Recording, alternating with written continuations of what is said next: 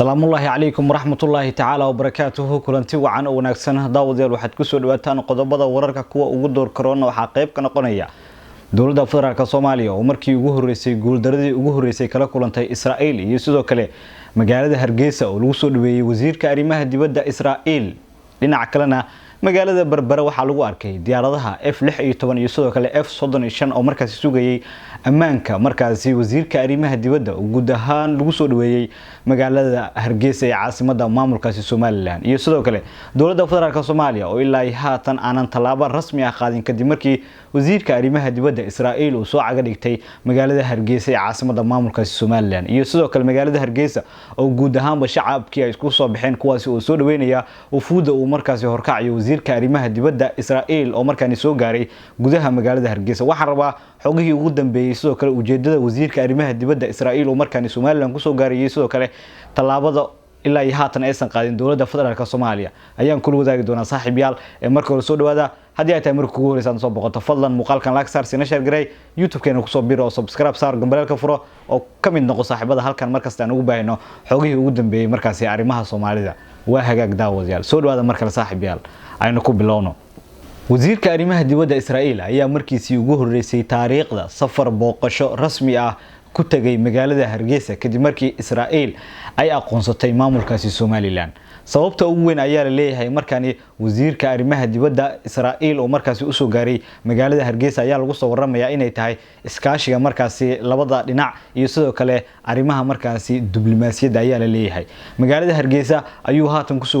ku sugan yahay waxaana markaasi soo dhaweeyay madaxweynaha maamulkaasi Cabdiraxmaan Ciro oo markaasi ku soo dhaweeyay qasriga madaxtooyada ee markaasi Soomaaliland sababta ugu weyn ayaa lagu soo waramayaa inay tahay in markaasi Israa'iil ay doonayso ama ay daneynayso in Soomaaliland markaasi ay ka dhisto markaasi saldhigyo waaweyn oo markaasi ay ka samaysato ayaa leeyahay gudaha maamulkaasi Soomaaliland sababta ugu weyn ayaa lagu soo waramayaa kadib markii Soomaaliland ay ictiraaf rasmi ah ka heshay 26 bishii December sanadkii tagay 2025 markaasi Yahuudda u aqoonsatay in Soomaaliland ay tahay dalka madax banaan Soomaaliya wafdigan ayaa leeyahay waxa markaasi gudaha magaalada Hargeysa keenay ayaa leeyahay shirkadda markaasi ay leedahay Falaad Dubai oo markaasi laga leeyahay Imaaraadka Carabta ayaana dabada ka rixay ayaa leeyahay in markiisii ugu horeysay taariikhda safar ra'iisul wasaaraha dalkaasi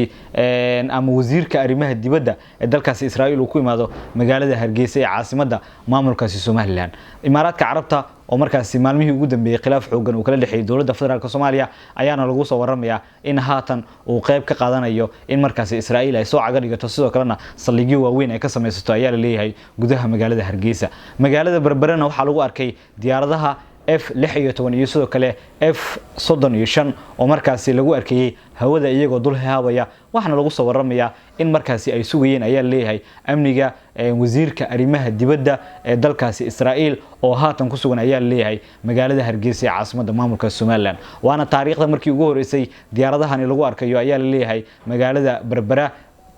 oo markaasi sababta ugu weyn ee markaasi lagu arkay ayaana lagu soo waramayaa in markaasi ay ka qayb qaadanayeen in ay xaqiijiyaan amniga markaasi wasiirka arrimaha dibadda Israa'iil oo haatan ku sugan gudaha magaalada Hargeysa haatan kulamo kala duwan ayaa ka socda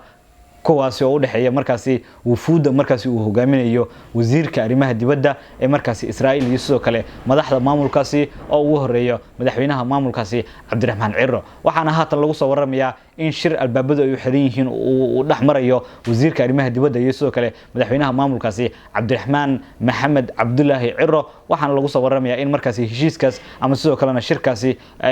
ay kaga arinsanayaan in labada dal xiriirkooda ay wanaajiyaan iyo sidoo kale in markaasi arrimaha amniga iyo sidoo kale arrimaha istiraatiijiyadda oo markaasi lagu soo waramayo in markaasi Soomaaliland ay aad u doonayso in heshiis rasmi ah ay la gashay ayaa la leeyahay Israa'iilna ayaa haatan daneynaysa ayaa la leeyahay in markaasi saldhigyo waaweyn ay ka samaysato gudaha markaasi magaalada Berbera ee maamulkaasi Soomaaliland haatan wasiirka arrimaha dibadda waxa la tusaya ayaa la leeyahay ul ballaaran oo markaasi uu ku yaala gudaha magaalada Berbera halkaasi oo markaasi ay tusayaan ayaa la leeyahay madaxda maamulkaasi waxaana haatan guud ahaanba Soomaaliland ay sheegtay in Israa'iil ay saldhigyo waaweyn ka samaysan doonto ayaa la leeyahay gudaha magaalada Hargeysa sababta ugu weyn ee markaasi Israa'iil ay Soomaaliland oo qansanayso waxa ay tahay in markaasi ay ka faa'iideysto ayaa leeyahay in markaasi Israa'iil oo dagaal ba'an kula jirto ayaa leeyahay markaasi kooxda Xuutiyiinta Yemen oo markaasi sanadihii ugu dambeeyay ay ku hardamayeen markaasi labada dhinac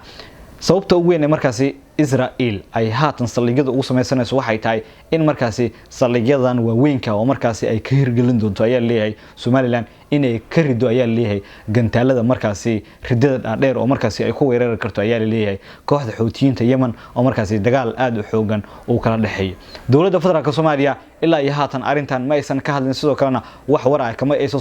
saarin kadib markii wasiirka arrimaha dibadda ee Israa'iil uu soo caga dhigtay magaalada Hargeysa muuqaalo lagu baahiyay baraha bulshada ayaa muujinaya in markaasi lagu soo dhaweynayo qasriga magaalada Hargeysa oo markaasi madaxtooyada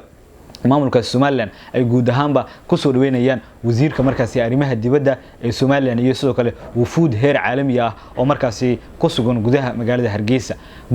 Hargeysa guud ahaanba haatan waxa ka socda markaasi qabanqaabadii markaasi iyo sidoo kale soo dhaweyntii ugu sareysay oo markaasi loo sameeyo ayaa la leeyahay wasiirka markaasi arrimaha dibadda ee markaasi Israa'iil oo haatan ku sugan markaasi gudaha magaalada Hargeysa ee caasimadda maamulka Somaliland dhinaca kalena dawladda federaalka Soomaaliya ayaa lagu soo waramayaa in markaasi ceebtii iyo sidoo kale guuldaradii ugu horeysay ay kala kulantay markaasi Yahuuda oo markii ugu horeysay ku soo xadgudubtay ayaa leeyahay qarannimada iyo sidoo kale madax bannaanida dawladda Jamhuuriyadda Federaalka Soomaaliya kadib markii safar booqasho rasmi ah uu ku imaanay ayaa leeyahay wasiirka arrimaha dibadda Israa'iil oo markaasi soo cagarigtay ayaa leeyahay gudaha magaalada Hargeysa ee caasimadda maamulka Somaliland war degdeg ah iyo sidoo kale macluumaad safarkii markaasi wasiirka arrimaha dibadda oo haatan soo gaaraya ayaa ku soo waramaya in markaasi guud ahaanba wasiirka arrimaha dibadda ee Israa'iil guud ahaanba uu ka ambaxay ayaa leeyahay gudaha magaalada Hargeysa kadib markii kulan saacado badan qaatay oo markaasi kala dhaxeeyay madaxweynaha maamulkaasi Abdulrahman Maxamed Ciro markaasi uu ku tusayay in markaasi dhulka ugu balaaran oo markaasi Israa'iil ay ka sameeysan doonto ayaa leeyahay militariga Soomaaliya haatan waxa la leeyahay waxa uu dib ugu laabtay ayaa leeyahay magaalada Tel Aviv ee caasimadda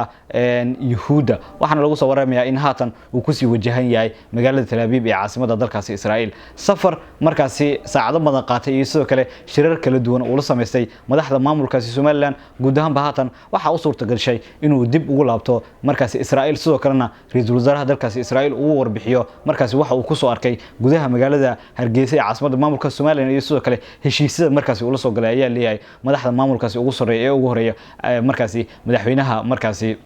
maamulka Somaliland Abdulrahman Maxamed Cabdullaahi Ciro iyadoo sidoo kale dawladda federaalka Soomaaliya wali aysan ka hadlin arintani oo wax talaabo aysan qaadin hadii dawladda federaalka Soomaaliya ay maamulka Somaliland ay wali u aqoonsaneen inay tahay dalka madax banaan maxaa sababay in dawladda federaalka Soomaaliya hawadeeda aysan ka warqabin sidoo kalena markaasi diyaaradda soo galayso iyo diyaaradda ka bixayso midna ay la soconin oo iyadoo sidoo kale markasta